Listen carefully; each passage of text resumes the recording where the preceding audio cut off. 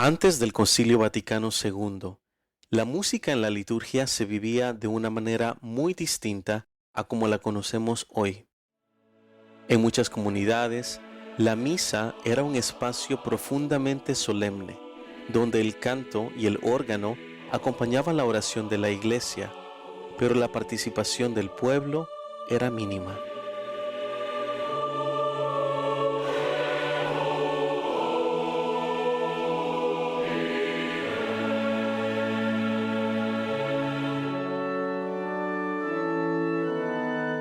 Con el paso del tiempo y las reformas conciliares, la música comenzó a abrirse a nuevas formas,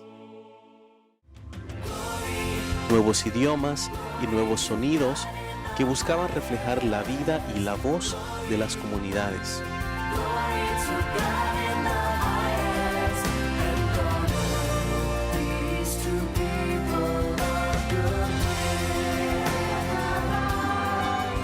Ofrecemos, Padre nuestro, con el vino y con el pan, nuestras penas y alegrías, el trabajo nuestro afán.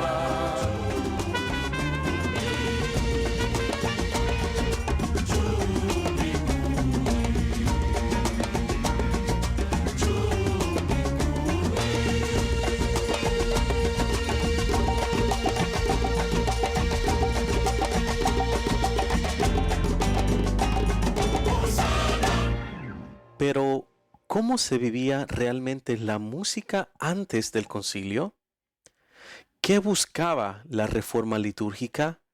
Y hoy, más de 60 años después, en una mezcla sonora de instrumentos y estilos como el órgano, la guitarra, el canto gregoriano, el mariachi, ¿qué lugar tiene la música sacra en la participación del pueblo de Dios? De eso y más hablaremos hoy en Intercambio.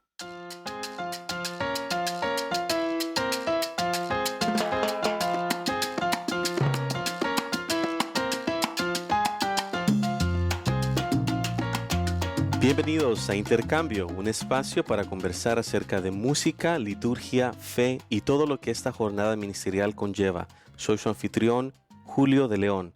El día de hoy nos acompaña el Padre Juan Sosa. El Padre Juan Sosa, sacerdote cubano-americano, fue ordenado en 1972 en la Arquidiócesis de Miami. A lo largo de su ministerio ha servido como párroco y líder nacional en el ámbito litúrgico, además de aportar significativamente al estudio y la formación en liturgia a través de libros y escritos académicos que han orientado a ministros y comunidades. Reconocido también como compositor de cantos litúrgicos, el trabajo del Padre Sosa integra la reflexión teológica, la praxis pastoral y la riqueza musical de nuestras comunidades hispanas. Padre, es un placer verdadero tenerlo con nosotros. Bienvenido a Intercambio. Es un placer estar con ustedes, Julio. Muchas gracias. Padre Juan Sosa y Aquí estamos. aquí estamos. Padre, y a nuestros oyentes también queremos darle un poquito de contexto de lo que vamos a conversar el día de hoy. Ciertamente vamos a conversar acerca de música litúrgica desde un punto de vista histórico, objetivo, pero sin descuidar el sentido pastoral, ¿no? Al cual la Iglesia siempre nos invita a poner en práctica. Cuando hablamos de música en la liturgia, muchas veces pensamos en el presente, ¿no? Y es lo más natural, los estilos, los instrumentos, los coros parroquiales con su sonido actual, pero para entender bien el camino que nos trajo hasta aquí, es clave también mirar al pasado. Antes del Concilio Vaticano II, Padre, la vida litúrgica tenía una sonoridad muy distinta, ¿no? Marcada por una fuerte uniformidad, vamos a ponerlo así, y una participación del pueblo quizá distinta a la que vemos hoy en día. Para entrar en ese contexto histórico, Padre, antes del Concilio Vaticano II, ¿cómo se vivía la música en la liturgia? ¿Y qué papel tenían los fieles en la participación musical, Padre? Me gusta mucho esa pregunta porque yo lo viví como jovencito. Todavía recuerdo entrar en la parroquia o en el colegio católico que yo asistía en La Habana, y me acuerdo de que me sentaba en los bancos detrás donde podía leer y seguir en un misalito o un misal, porque no era misalito, un misal. La liturgia era en latín y con el idioma local, sería español en aquel momento. Y es interesante porque la música la sostenía solamente un coro cuando hubiese lo que se llamaban misas solemnes. Habían varios tipos de misas, misas de diario, misas semisolemnes, misas solemnes. Entonces se palpaba en la misa solemne el estilo clásico, muchas veces la mayoría en latín, aunque de vez en cuando en las parroquias existía siempre 4 cantos que si el sacerdote motivaba, pues cantaba, y a veces eran los mismos 4 cantos que por décadas se cantaron en muchas de las parroquias hispanas, por lo menos de donde provengo yo, en Cuba, por lo menos. Es interesante ver que había la gran participación estaba en el santuario, y en el santuario había una serie de ministros cuando la misa era solemne, y en ese momento solamente lo que le llamaban la escola, que es la escuela, si quieren decir, de canto, era la que llevaba las respuestas a las misas solemnes, unas misas de 3 ministros, el sacerdote que preside, uno diácono y otro subdiácono. Recuerdo en el seminario, en esa época, cuando ya había entrado, pero fue aquí en la arquidiócesis de Miami, ver ese estilo de liturgia y de Eucaristía. Era muy reverente, muy especial, y era muy hermosa desde el punto de vista musical, pero la participación del pueblo era mínima. Eh, la gente quizás cantaba algunos de los cantos que dije yo, que de los 4 que se cantaban continuamente, pero la participación del pueblo en las respuestas era muy pequeña, muy corta, y por supuesto nada del latín se cantaba, ¿no? Quizás bueno, Dominus vobiscum et cum spiritu tuo, puede decir esas respuestas pequeñas, pero muchas veces era la escola o el coro el que llevaba, y a veces en la escuela eran 4 o 5 personas, la que llevaba la respuesta de la asamblea. Es decir, era un ministerio de la asamblea, pero recogido por un grupo de personas. Puede ser una escuela grandísima en el Vaticano, en las catedrales, o una pequeñita de 2 o 3 personas en cada parroquia. Nosotros en el seminario de Miami teníamos, yo recuerdo que de la escuela serían unos 30 en aquel momento, seminaristas, y los cantores, que eran los que dirigían los cantos a la escuela y al pueblo, éramos 4. Así que es interesante ver la estructura de aquel momento. Nadie la cuestionaba, era algo hermoso, bonito, sonaba bien dependiendo del organista y dependiendo. Y los ministerios musicales eran exclusivamente en las misas solemnes, los 3 ministros que mencioné. En las misas que no eran solemnes, que eran regulares, serían el organista, si había un organista, y la escola era solamente para las misas solemnes. Así que no había mucha dirección. El cantor era el mismo organista que desde el coro o desde el órgano cantaba y dirigía.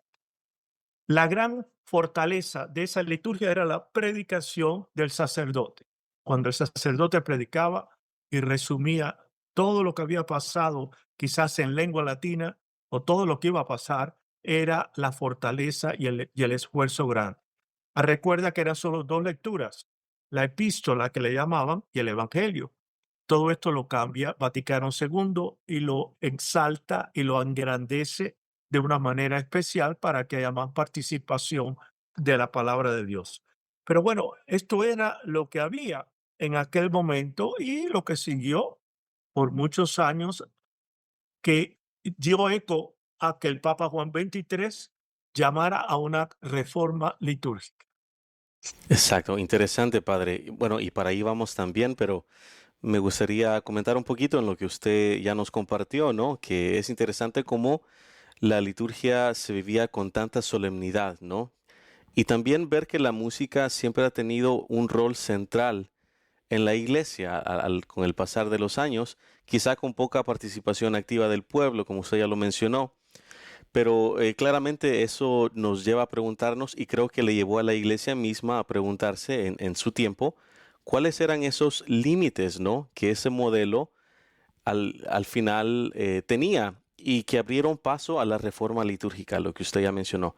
Padre, esa uniformidad de estilo musical, ciertamente, como reitero, le dio mucha belleza y solemnidad a la liturgia, pero también marcó unos límites. Me gustaría que expandiéramos un poquito más Exacto. en ese concepto, ¿no? ¿Cuáles eran Eh, esas limitaciones, Exacto. Padre, de ese modelo musical preconciliar que, entre otras cosas, abrieron la puerta a la reforma litúrgica?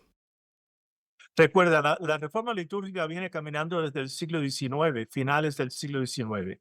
En el siglo XIX, lo que predominaba, por sobre todo en las catedrales y en momentos clásicos o espectaculares de la liturgia, era las misas solemnes de los grandes compositores, como Mozart, es decir, eran misas largas de Beethoven, de Mozart. Es decir, lo que predominaba era que el pueblo se sintiese muy espiritual escuchando solamente. Ujú, Pero San Pío X, hace una gran reforma litúrgica a comienzos del siglo XX. mm, Y ahí empieza, yo diría, en la praxis, la reforma litúrgica que nosotros ahora hemos heredado de otra manera. San Pío X, por ejemplo, reduce la primera comunión a la edad de 7 años. Antiguamente era a los 12 o más adelante. Como hemos visto, yo siempre hago la observación que la Virgen de Lourdes se aparece a Bernadette Soubirous, que no había hecho todavía la primera comunión porque la edad no la acompañaba. ujú, Sin embargo, ya tuvo esa experiencia hermosa. Pío X va a cambiar todo lo que es eso, va a dar más participación musical y va a quitar y prohibir esas misas solemnes del siglo XIX para que la gente cantase en latín, por supuesto, pero por lo menos con melodías. Y ahí recupera Pío X para toda la iglesia el canto gregoriano, que como tú sabes es unísono, ujú, no hay acordes. Yo estuve escuchando grupos que están haciendo el canto gregoriano a voces, ¿no? Y eso no existe. El canto gregoriano es una unidad y es solamente una nota, es decir, las notas. Y es solamente, no hay cantos, no hay voces, ni acoplados, ni nada. Y efectivamente, con Pío X empieza a cambiar, empieza a moverse. Pío XI también. Entonces Pío XII, que afronta la guerra, también da paso a la reforma del Semana Santa, que en aquel momento, en la Semana Santa, sobre todo el viernes, el Triduo Pascual, la gran reforma, en la liturgia, es decir, Eucaristía era solamente hasta las 12 del día. Es decir, el mandato eucarístico para los sacerdotes era, no había misa de vigilia y solamente eran por la mañana hasta las 12 del día. Pío XII, pues cambia la reforma en los años 50 y vuelve a restaurar el Jueves Santo, el Viernes Santo y sobre todo la vigilia pascual y el día de resurrección. Y esa reforma seguramente fue aconsejada por los peritos del momento. Así que este movimiento de reforma que comienza con León XIII en el siglo XIX y va a culminar con la reforma de Juan XXIII del año 1962. Es decir, este movimiento viene caminando desde hace tiempo. La participación de la gente y del pueblo mínima. Siguieron los coros cantando, pero por lo menos había una apertura distinta. Se empezaron a entender bien el por qué se hacían las cosas. Y yo de niño y de joven y de adolescente seguía lo que la iglesia pedía, pero yo no me enteraba hasta que entré en el seminario, incluso en el seminario lo hacíamos también. No había mucha explicación acerca del por qué se hace esas cosas y menos la historia de la cual somos herederos. De repente escucho yo que Juan XXIII, el papa de aquel momento, un papa de Venecia, un cardenal del patriarca de Venecia, ahora es el papa del mundo y quiere y llama y convoca a la reforma litúrgica. Imagínate tú En aquel momento Sí. pensamos que era un paso papal, un paso del pontífice, pero ha tenido una repercusión de varias modales y de varias formas y efectivas, y a veces muy criticada. Ciertamente, Padre, ha tenido repercusiones grandes, ¿no? Y todo lo que usted nos dice nos recuerda y nos anima a realmente indagar, ¿no? Y conocer la historia en su profundidad, no quedarnos solo con lo superficial o con lo que creemos es la historia del concilio y de la reforma litúrgica, ¿no? Y esto me lleva a la siguiente pregunta, Padre. Muchos piensan, ¿no? Que el Concilio Vaticano II o esta reforma que ya se vino dando a través de los años, como usted nos explica, muchos piensan que eso rompió con la tradición. ¿Cómo respondemos hoy a quienes perciben esta reforma como un alejamiento de la tradición musical de la Iglesia, Padre?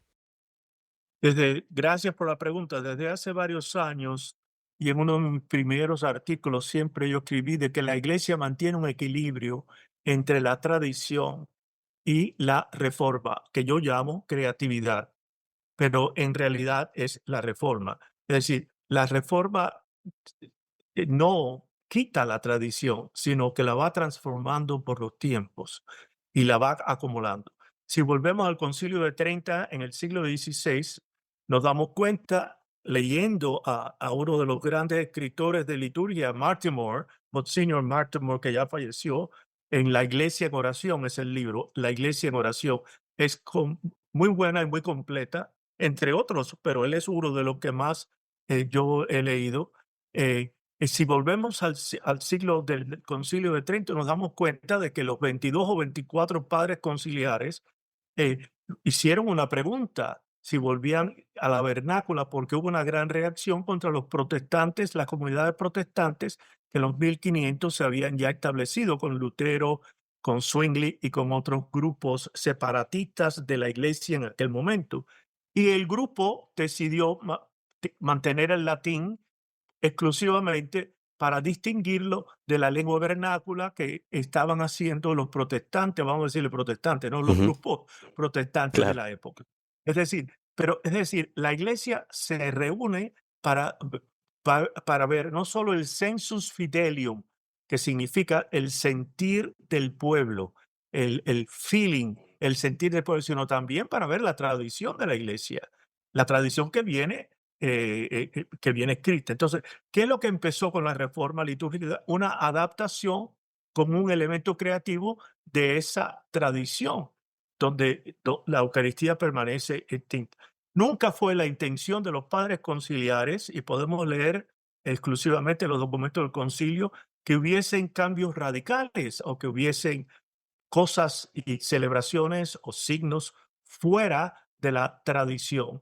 El propósito y la clave de la reforma litúrgica de nuestra Iglesia Católica en 1963, ahí termina el documento, pero empezaron los padres en el 62, la intención fue la participación del pueblo, el párrafo 14 de la Constitución.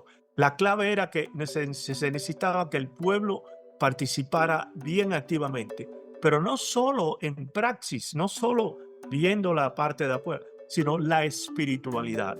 Es decir, detrás de la liturgia está, como tú mencionaste, la espiritualidad. Es decir, ese corazón renovado por Jesús nos lleva a celebrar la vida de Jesús en el mundo de Jesucristo, en nuestra vida y en nuestra comunidad, sobre todo como iglesia. Así que fue muy interesante ver que nunca fue la intención perder la tradición o inventar algo nuevo, sino los primeros, el primer documento, el documento de liturgia, pues expresó por lo menos cinco criterios principales que el cardenal secretario de Estado en aquel momento lo había mencionado en una de las cartas muy bonitas en nombre del Papa. La participación del pueblo era el primero. La proclamación de la palabra de Dios era el segundo. El establecimiento de nuevos ministerios, ahora te hablaré de eso en un momento. La gran sensibilidad a la religiosidad popular que empezaba en aquel momento a ser considerada como un aspecto importante. Y por supuesto la cultura, es decir, las expresiones culturales que van como ofrecimiento a Dios en la liturgia. Y eso lo hemos visto a través del mundo. Aunque haya una unidad en celebración, no es uniformidad, que era lo que existía preconciliarmente. Todo el mundo me dice a mí, muchas veces nuestros feligreses me decían: ay padre, yo puedo ir, como yo trabajo vendiendo y tengo que ir a Japón y puedo ir a Roma y puedo ir a todos los lugares que yo he ido en Asia, todo el mundo celebra la liturgia igual porque es en latín. Bueno, había una uniformidad, pero la reforma da pie para que hayan expresiones litúrgicas. Ese es el quinto criterio, la adaptación cultural. Eso no quiere decir romper con la tradición, sino adaptarse y adaptar la liturgia junto con estos otros criterios en la participación del pueblo y en las celebraciones litúrgicas. Y es hermoso verlo. Yo doy gracias a Dios por haber pasado esa transición.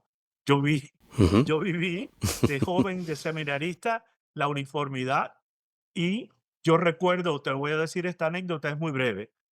Yo recuerdo recibir antes de la reforma de Pablo VI. Recuerda, Juan 23 abre la reforma, Sí. pero es Pablo VI, es San Pablo VI el que la lleva a cabo. San Juan 23 la reclama, y San Pablo VI le tocó porque Juan 23 muere antes de esto. Pero yo recuerdo recibir las órdenes menores. eh, Incluso era exorcista, acólito, lector, y ahora no me acuerdo de la otra, pero bueno, resulta que, portero, eran la tonsura era primero, las 4 órdenes menores, es decir, íbamos a la catedral con el señor obispo para recibir los seminaristas que iban avanzando en teología antes del diaconado y subdiaconado, y por supuesto el sacerdocio. Era como una larga letanía de órdenes menores y celebraciones. Pablo VI lo cambió todo, pero lo cambió por el bien del pueblo. Y aquellas órdenes menores habían sido asumidas por el clero a través de la historia, pero en realidad estamos hablando del sacristán, de los lectores, estamos hablando Ah, de los acólitos, de los ministros de la Eucaristía, de los seglares, fueron los que asumieron lo que antes era exclusivo de los sacerdotes o seminaristas que iban al sacerdocio. San Pablo VI, también eliminó el subdiaconado e incorporó todos los elementos de esa orden en diaconado. Y entonces se quedan como órdenes sagradas el diaconado y el sacerdocio, y por supuesto el episcopado. Pero las otras se convirtieron en ministerios, y ministerios con acceso por los seglares. Si hablamos de la praxis, recuerda que detrás hay una espiritualidad que, en mi opinión, en aquel momento existía, pero estaba un poco congelada por la historia y por el tiempo. así es, padre, estaba un poco adormecida, ¿no? Gracias por Sí. compartirnos esa bella anécdota, padre. Ciertamente nos impresiona, ¿no? Conocer todos estos elementos de la reforma y cómo en el centro de todo ello, como usted bien lo dice, se buscaba la participación, ¿no? Al- para con los laicos, para con la feligresía. Y ciertamente, padre, la intención del concilio no era romper, ¿no? Como ya No, yo lo dije y usted lo confirmó con la tradición, sino revitalizarla y acercarla más a la comunidad. Am, pero si miramos a nuestra realidad actual, vemos que seguimos en medio de tensiones musicales. Ahora ya vamos a entrar a lo que viene siendo musicalmente muy marcadas, ¿no? Por ejemplo, en la actualidad, muchos ministerios, y se escucha esto mucho, viven una guerra de estilos, por así decirlo. El órgano contra la guitarra, el canto gregoriano contra el mariachi, para citar algunos ejemplos. ¿Qué nos revela esta polarización, si le pudiéramos llamar así, sobre nuestra comprensión del espíritu del concilio? ¿Por qué seguimos, padre, en este choque de estilos más de 60 años después? por eso, es decir, interesante esa pregunta. Dentro del contexto de esta reforma que se hizo en varios años y que firmaron 2.250 y tantos obispos en aquel momento, Dentro de ese contexto histórico, si quieres decirlo así, pues hubo muy poca, no sé cómo explicarte, formación en aquel momento, tanto para obispos como sacerdotes. Sí, Simplemente se dio la ley, se cambió, se explicó por las conferencias episcopales, tenían la orden del Santo Padre de llevar a cabo la explicación, catequesis o formación. Y no todas las conferencias episcopales del mundo estaban preparadas en aquel momento con peritos litúrgicos o pastorales para poder llevar a cabo este cambio desde el punto de vista litúrgico. Lo hicieron desde el punto de vista pastoral, si acaso. Y eso no era una ruptura con la tradición, era una continuación de la tradición bajo un nuevo aspecto, como hubo en el Concilio de Trento. Ahora, la idea de la reforma litúrgica del Vaticano II no era establecer ningún dogma de fe, era más bien renovar a la iglesia bajo el Espíritu Santo y lanzar a los fieles de la iglesia a un nuevo testimonio. Por eso se hizo tanto énfasis bíblico en el estilo de los primeros cristianos, no solamente lo que encontramos en los Hechos de los Apóstoles o en las cartas de San Pablo y en el Evangelio, por supuesto, sino también en los primeros siglos. Era volver a recuperar ese testimonio. Ahora bien, era una continuidad de la tradición, no era una ruptura de la tradición. Entonces, ¿qué es lo que sucede? Se establece una comisión para llevar a cabo eso, pero depende de cada conferencia episcopal el realizar el cambio. ¿Qué sucede? Que la conferencia episcopal tiene que ir a través de los obispos para entonces ser los obispos los que decidan cuál es el paso litúrgico, la forma litúrgica de su parroquia. Si el obispo tiene otras preocupaciones, imagínate, a veces tiene que delegarlo en directores de oficinas de liturgia o de espiritualidad o de música. Entonces, los párrocos van a seguir las directrices de los obispos, gracias a la Conferencia Episcopal de Estados Unidos, que da muy buenas directrices a medida que van saliendo cosas de Roma, ¿no verdad? Del Vaticano, para que puedan llevarse a cabo aquí en inglés o en español en los Estados Unidos. Pero que si el párroco no hace una comisión de liturgia parroquial, que es una recomendación que yo hago, donde se hablen, se convenzan y se planifiquen 2 meses antes del cambio litúrgico, las liturgias de ese nuevo cambio que se acerca. Por ejemplo, en septiembre hablar ya de Thanksgiving, del Día de Acción de Gracias y de Navidad, pero desde septiembre. Esa comisión parroquial de liturgia en la que el párroco tiene que estar presente ayudaría muchísimo a vencer estas tensiones que tú has mencionado antes, estas luchas de estilos musicales. Y también ese es un aspecto más bien, si quieres, eclesiológico. Desde el punto de vista de catequesis, yo creo que la catequesis litúrgica a nuestros coros que se van haciendo más jóvenes cada día y cada año es imprescindible.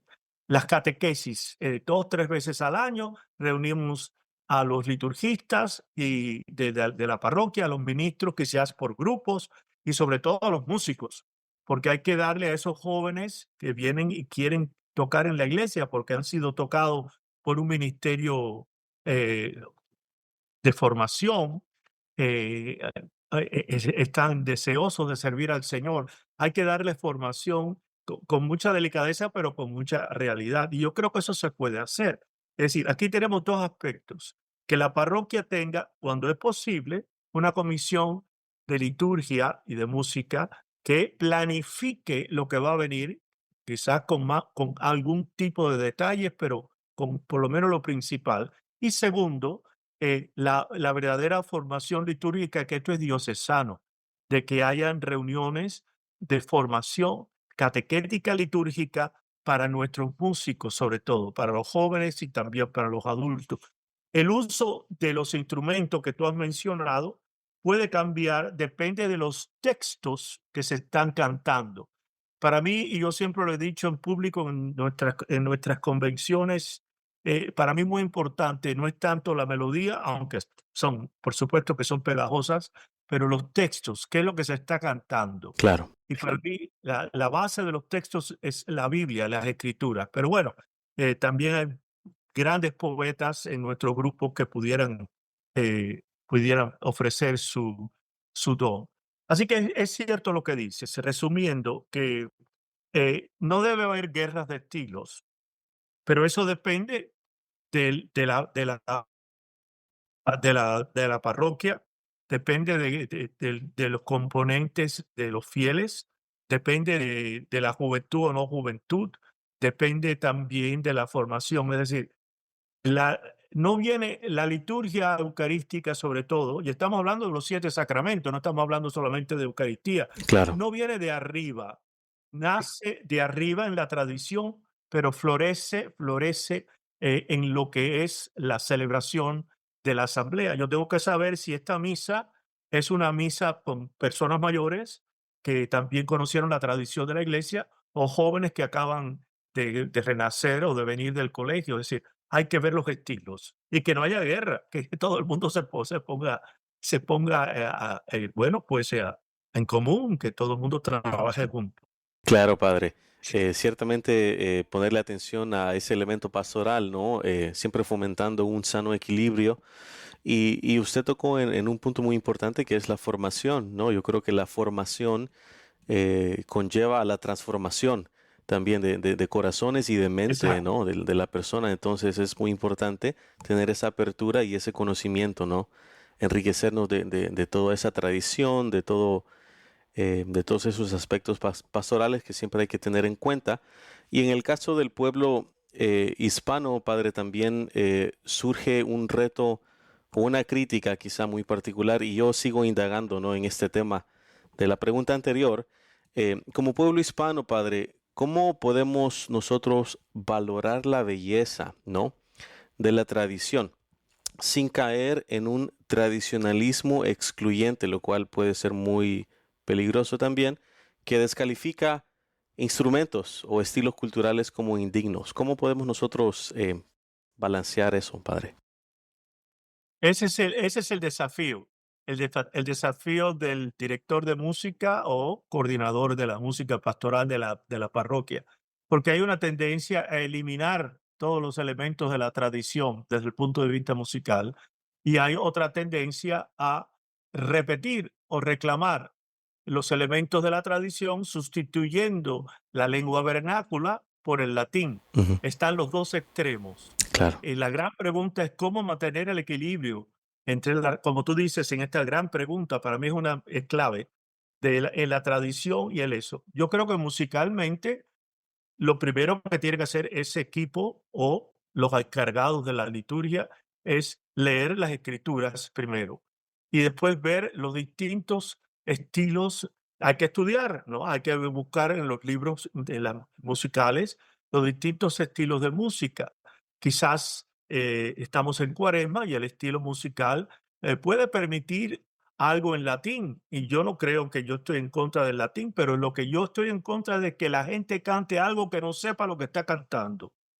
Es decir, que la gente cante latín por cantar en latín, pero no sabe lo que está cantando. Es sí, y eso es posible. Ahora, cuando al pueblo se le explica o se tiene la traducción del latín, pues la melodía en latín es muy bonita. Todo el mundo le encanta el Veni Spiritus. Uno de los grupos que fue modelo para hacer este matrimonio entre la tradición y la reforma, fue las melodías de Taizé. Todos los cantos de Taizé en Francia tienen una antífona en latín que todo el mundo la entiende porque es muy fácil, pero los versos pueden ser en varios idiomas. Para mí fue uno de los primeros modelos, hubo otros también, pero este fue un primer modelo muy interesante. Yo estuve en Taizé de visita para hablar con uno de los hermanos y también participé en una de las liturgias. Y es una maravilla porque ahí viene gente del mundo entero. Y entonces el latín lo cantaba todo el mundo en unísono, pero los versos iban en varios, los hermanos van cantando los versos en los distintos idiomas que participa la asamblea. Ese fue un modelo y para mí es uno de los principales. Entonces, la idea es no rechazar totalmente en la música del pasado, no rechazar y no simplemente abrazarse a la de la reforma, pero tampoco, pues, rechazar los elementos musicales de la reforma. Eh, no es una experiencia perfecta, porque la Eucaristía perfecta es solamente con el Señor Jesucristo en el cielo. La Eucaristía nuestra va a ser siempre imperfecta y ningún músico debe, pues, sentirse mal porque la asamblea no responde. Hay que conocer la asamblea, número uno.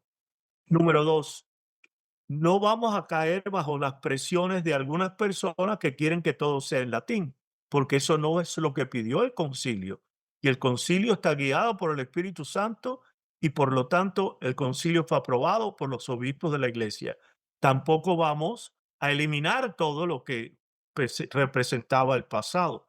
Entonces, ¿cómo unimos los pasteles? ¿Cómo tratamos de que haya un equilibrio? Pues hay partes de la misa de la Eucaristía, tan como hay partes en la vigilia pascual de las letanías y hay partes en otras celebraciones en que se puede utilizar ambos idiomas. Sobre todo, para mí, que los textos se entiendan, se ponga la traducción y se canten bien. Pero poner un canto que la gente no entienda, hoy gracias a Dios con las pantallas que nos trajo COVID-19, nos ayudan a poner traducciones que pueden ayudarnos a entender las cosas. Eso fue lo más positivo de la famosa pandemia. Yo vengo del pasado donde todo era en latín e uniforme. Acepté los cambios de la reforma que me parecieron muy bien. He visto cosas muy mal hechas después y muy chabacanas musicalmente. Y yo creo que no, que hay que mantener la calidad de lo que estamos haciendo. Ahora, para mí más interesante es estos mismos criterios, verlos en los bautizos, verlos, por supuesto, incluso en la unción de los enfermos. ¿Cómo se aplican estos criterios a los distintos sacramentos, que donde puede haber música? Yo cada vez que voy a una presentación en público le pregunto a los músicos si ellos tocan en los bautizos de la parroquia. Y evidentemente el 90% me dice que no tocan en los bautizos. Y para mí ese es un lugar precioso con grandes espacios para utilizar tanto latín como inglés, como chino, como lo que quieran, porque es multicultural el momento. Y la liturgia se expresa, es decir, habla por sí sola, al igual que en la Eucaristía, habla por sí sola. Así que ese equilibrio no representa guerra. Es guerra cuando se cuelan en nuestros ministerios, ahí viene la parte espiritual, los intereses creados o el deseo de controlar. Entonces ahí nos tiene que acompañar al ministerio la espiritualidad, para que la espiritualidad guíe. Estamos al servicio de la comunidad, no estamos al servicio nuestro. El grupo que toca en el bar quiere ahora tocar en la iglesia. Muy bien. Entonces hay un cambio, no solamente en los estilos musicales, sino ese grupo que quiere tocar en la iglesia y toca en el bar mexicano, ahora tiene que darse cuenta que es otra realidad. Y yo creo que lo hacen. Muchos de ellos están convertidos y por eso están en la iglesia. Y es muy bonito que alguien los guíe, que alguien los dirija en este punto del cual estamos hablando. Así es, padre. Yo creo que Hay que valorar la tradición y a la vez dar paso a la creatividad. exacto, exacto. Yo creo que nos quedamos con eso, ¿no? Que valorar lo heredado y acoger lo nuevo también. Eh, Padre, si lo pensamos en nuestras comunidades hispanas aquí en los Estados Unidos, sabemos que hay una gran diversidad de países, ¿no? Y expresiones musicales. Entonces la pregunta como que se amplía aún más, ¿no? Ya para ir cerrando nuestra conversación, este diálogo, quiero hacer una pregunta más, que aquí en los Estados Unidos, nuestras comunidades hispanas, como ya bien lo dije, reúnen una gran diversidad de países, ¿no? Latinoamericanos, caribeños, cada uno con su propia herencia musical y expresiones de fe. A la luz del Vaticano II, que usted muy bien nos lo dijo, que fue el Espíritu Santo quien infundió esa luz, ¿cómo podemos integrar toda esa riqueza músico-cultural como un signo de comunión entre el pueblo de Dios? Para mí, ese es el regalo de los Estados Unidos, Ujú, la diversidad de grupos culturales de de Latinoamérica, de Centroamérica, del Caribe, que componen y son parte y forman parte de las celebraciones de nuestras comunidades católicas y de nuestras diócesis. Para mí es un regalo para los Estados Unidos que haya esta diversidad y cada cual trae de sus pueblos posiblemente estilos musicales. Yo sí noté y he notado trabajando con la conferencia episcopal en el subcomité para liturgia de los hispanos que no todas las conferencias de obispos de Sudamérica o de Centroamérica, hay algunas que sí más que otras, pero no todas están ah, consideran la liturgia como una prioridad y yo lo comprendo. Por lo tanto, no todas están compuestas de oficinas de liturgia y de cambios, pero es impresionante ver que algunos de los grupos de inmigrantes que han venido aquí a Estados Unidos, de estos grupos diversos que hemos mencionado, pues están aprendiendo sobre la liturgia ahora, aquí, y ujú, no necesariamente lo aprendieron, aunque eran católicos prácticos en sus países. Y quizás sea porque los Estados Unidos tenemos más recursos para dar clases, para dar pues, presentaciones y las compañías de publicaciones como la tuya, GIA, pues ha proveído un camino para que nosotros podamos llegar a ellos que están viniendo de otros países, pero que no tuvieron esa formación litúrgica. Y ese choque lo hemos notado y hay que, pero están hambrientos por conocer y hambrientos por saber. Y eso es lo bonito de esta situación. Yo vengo trabajando en la conferencia desde el punto de vista como miembro de la Comisión de Liturgia Nacional desde el año 79, imagínate cómo ha llovido. Y he visto que al principio había una resistencia de que no hubiese mucho en español, porque se pensaba en aquel momento que todos los que estamos viviendo en Estados Unidos, chinos, hispanos, alemanes o lo que fuese, teníamos que seguir el inglés. Pero la presión del pueblo y a la vez la realidad de los obispos como sacerdotes primero y ahora como obispo, ha dado lugar a que en estos momentos no se puede publicar un libro litúrgico a no ser que haya español también. Esto es gloria a Dios. increíble cómo en tantos años ha habido un cambio tan grande y es porque han cambiado los obispos, han cambiado las necesidades, ha crecido el pueblo y ahora incluso musicalmente, pero también textualmente, pues hay libros litúrgicos que tienen en una página el inglés y el otro el español. Y no estoy hablando de los misalitos. Estos libros litúrgicos grandes, que son los rojos que a veces vemos en las iglesias, Sí, está en la sacristía, fueron aprobados por Roma. Roma está aprobando este concepto de dos textos en un mismo libro. Y es algo impresionante y a la vez muy alegre para mí, de una gran alegría saber que hemos avanzado. Entonces, los grupos culturales para mí son un regalo para este país, desde el punto de vista pastoral, un regalo para cada parroquia, un regalo para las diócesis. No hay guerra, todos estamos unidos por la misma fe. Y la anécdota que te voy a decir se realizó en el año 1900, yo diría que 77, no, yo estaba en la parroquia, te voy a explicar lo que pasó en la parroquia en el año 1980. El coro de inglés practicaba a las 7 y el coro de español a las 8. Habían ya una misa en español, pero se acercaba Semana Santa y me pidieron a mí que dirigiera los dos coros y yo era sacerdote, por supuesto. Pero bueno, ¿qué es lo que hice yo? Cambié las horas y le pedí a los de inglés que viniesen un poquito más tarde y a los de español. Y los americanos, por decirlo así, escucharon los cantos hispanos. Entonces de ellos mismos surgió la idea, ¿y por qué no nos unimos y cantamos juntos?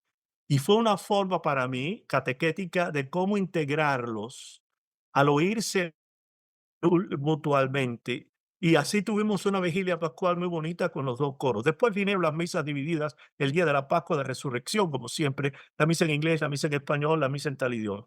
Pero en ese momento me di cuenta de que si los distintos grupos se escuchan, no solamente musicalmente, sino entendiéndose, hablándose, dialogando y sobre todo viviendo la pastoral, porque es la pastoral la que los da el alimento para celebrar la Eucaristía, viviendo la pastoral, llevando a los enfermos, atendiendo a los inmigrantes, escuchando a los necesitados, es decir, todo lo que dice la vida de la iglesia se ofrece en la liturgia.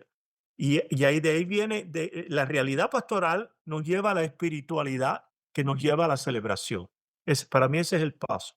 La realidad de la parroquia, la realidad de la comunidad, que hay que atender desde muchos aspectos, nos lleva por tanto a la celebración.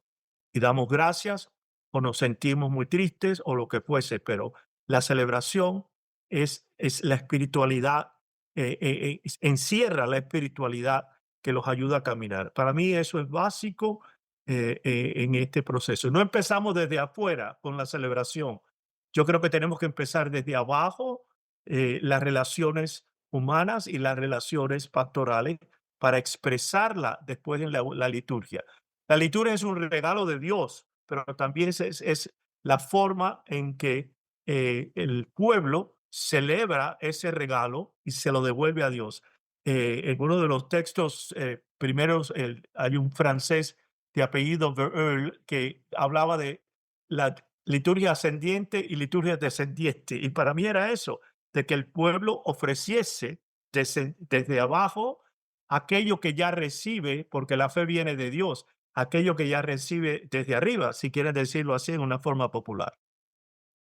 Así es, padre. Ciertamente, bueno, tenemos una riqueza enorme, ¿no? En los Estados Unidos, con esa diversidad de idiomas y de culturas, y ciertamente nos enriquece, ¿no?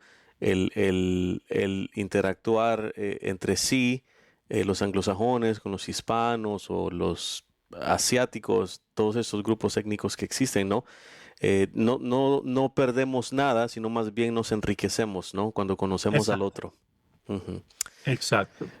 Padre, pues vamos a ir concluyendo, como es de costumbre, este episodio en este podcast con una breve oración, poniendo en las manos de Dios todo lo que hemos conversado, para que realmente atesoremos eso en nuestro corazón y que no se quede solo ahí, sino que lo pongamos verdaderamente en práctica, ¿no? En nuestras comunidades. Así que le invito a usted y a nuestros oyentes a que juntos nos pongamos en la presencia de Dios para orar. En el nombre del Padre, del Hijo y del Espíritu Santo. Amén. Amén. Señor Dios, Padre, Rey Celestial, te damos gracias, Señor, por la vida. Te damos gracias por el don bello y maravilloso de la música, de poder alabarte con nuestras voces, con nuestro canto, con nuestros instrumentos, Señor. Gracias por permitirnos el día de hoy contemplar la belleza de la música litúrgica, Señor. Ayúdanos a ver más allá de los estilos, más allá de nuestro ego o de nuestras preferencias musicales, sino ayúdanos a abrir, Señor, el corazón para realmente acoger la participación de todos, Señor, valorando que cada quien tiene algo que aportar en la mesa del Señor, a la que todos somos invitados. Señor, te pedimos por la vida del Padre Juan Sosa, te pedimos que lo sigas ungiendo con tu Santo Espíritu, que le des salud, que lo cuides, lo fortalezcas y le des la capacidad de seguir amando a través de su ministerio a tu pueblo, Señor, a cada uno de nosotros que somos parte de tu cuerpo vivo, Señor, presente en este mundo. Gracias, Dios, por la oportunidad de cantarte, de bendecirte y de adorarte. Todo esto te lo pedimos por Cristo nuestro Señor. Amén. Amén. Así sea. Padre Juan, estamos altamente agradecidos por su presencia y por compartir su conocimiento con cada uno de nosotros. De verdad, valoramos mucho que nos haya compartido. ¿Algunas palabras para nuestros oyentes para despedirse, Padre? Pues me ha encantado estar contigo y con los oyentes. Sigan adelante. A los ministros les digo, no se dejen por vencidos. Trabajen en común, que no haya diferencias entre ustedes porque están al servicio del Dios que los ha llamado a servir. Y al pueblo de Dios, por supuesto, que a lo mejor escucha también este podcast, pues que sigan celebrando. Y por supuesto, en muchos sitios hace falta ministros, servidores.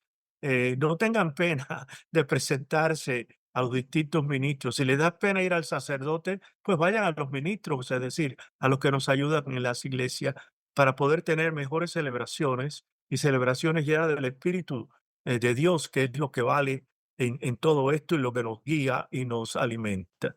Así que les encomiendo a todos sus oraciones para el Instituto Nacional Hispano de Liturgia, que trata de ayudar en la formación y que tenemos por supuesto, como tú sabes, Julio, tenemos un webpage que la pueden usar. Así que no hay problema ninguno, pero les recuerdo a todos la importancia de celebrar bien y de que las celebraciones verdaderamente reflejen la calidad del pueblo. Así es, para los que no sepan, el padre, si no lo mencioné, es el presidente del Instituto Hispano de Liturgia, que tiene una variedad de recursos y presencia en una página web, en el Internet y también muchas oportunidades para formación presencial y virtual. A manera de Es resumen, www.liturgiahispana.com, creo que es .com. Si no es fácil, com, es org. así es, facilito, padre. A manera de Sí. resumen, también yo les comparto, ¿verdad?, que en esta conversación trazamos ese recorrido que parte de cómo se vivía la música litúrgica antes del Concilio Vaticano II, con una gran solemnidad. Dialogamos sobre la percepción de ruptura con la tradición frente a la verdadera intención de revitalizarla y cómo persisten hasta hoy ciertas tensiones que reflejan diferencias culturales y pastorales un tanto profunda. Desde ahí surge ese desafío de valorar la riqueza de la tradición sin caer en un exclusivismo que margine expresiones propias de nuestras comunidades hispanas. Finalmente, nos quedamos con la invitación del Concilio a la luz del Espíritu Santo a integrar la diversidad musical latinoamericana y caribeña presente en los Estados Unidos como un signo concreto de comunión en el pueblo de Dios. Bueno, esto ha sido un episodio más de Intercambio traído a ustedes gracias a GIA Publications. Envíenos sus inquietudes o sugerencias y suscríbanse a nuestro podcast para que sigan siendo parte de esta conversación, siempre unidos, siempre en conjunto. Hasta la próxima.